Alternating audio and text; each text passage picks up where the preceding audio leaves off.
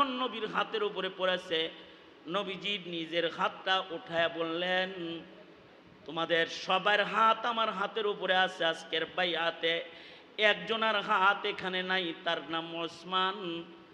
আমি ওসমানের পক্ষ থেকে এই বাইআতে আমার বাম হাতটাকে ওসমানের হাত হিসেবে তোমাদের হাতের উপরে রাখলাম।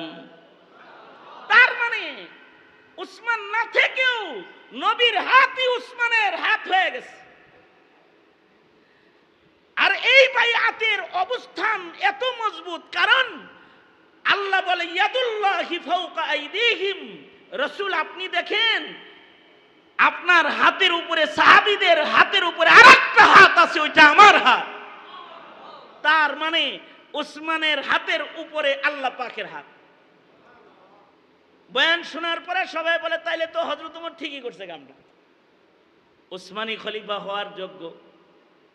তো কখনো কখনো চলে যায়ও সব পাওয়া যায়, যদি উজরে মাকুল পাওয়া যায় অথবা শরঈ কারণ পাওয়া যায়, তখন সে থাকে না, কিন্তু তার পক্ষ থেকে আল্লাহ তাআলা উকিল নিযুক্ত করে দেয়।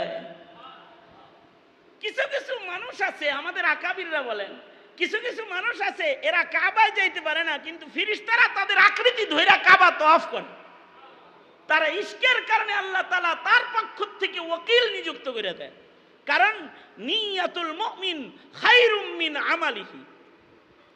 সুতরাং যারা আসতে পারে নাই, আল্লাহ তাদের নিয়তের জাযা তাদের দান করুক। আর আমরা যারা এই গরমের ভিতরে বয়ে পড়ছি, আমাদেরকে আল্লাহ তাআলা আমাদের নেক নিয়তের আজর দান করুক। জোরে বলেন আমিন। আরো জোরে আওয়াজ করে বলেন আমিন। আমি একটা আয়াত পড়ছি, যে আয়াতে আল্লাহ তাআলা 3 কাম করতে বলেছেন। কারণ মানব জীবনের সকল কর্ম 2 ভাগে বিভক্ত।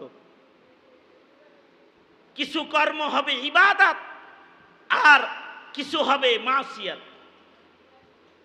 ইবাদত নিজের শক্তিতে করা যায় না, আল্লাহর তৌফিক লাগে। ইবাদতের শক্তি টাকা দিয়া হয় না, ইবাদতের শক্তি দেহের শক্তি দিয়া হয় না, ইবাদতের শক্তি যে কলবের শক্তি দিয়া হয়। এই কলবটা সুন্দর করার জন্য 3টা বড় আমল আছে, যে আমলের বর্ণনা আমার তিলাওয়াতকৃত 21 নম্বর পারার পয়লা আয়াতে আছে।